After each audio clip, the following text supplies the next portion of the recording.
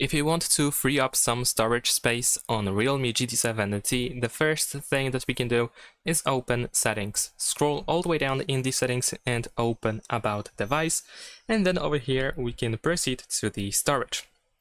In this case, as you can see, we have the summary of the storage categories that occupy the described amount of storage, and at the bottom we have the cleanup button. So if you tap on it, we can run a simple cleanup where we also have some suggestions. We can go to details in order to find out what exactly will be removed. So you can go through these options in order to, for example, uncheck some of these boxes if you want something to not be cleared, like specific apps or something.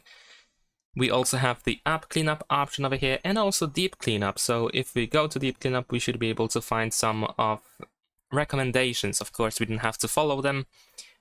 This is just a suggestion, of course, so feel free to do that, so you can get rid of even more files that you may consider not necessary to keep anymore. And that's pretty much it. Of course, once you are ready, if you decide to clean up the selected amount of storage, selected files, then we can press this clean button over here. And that's pretty much it. Thanks for watching, leave a like and subscribe.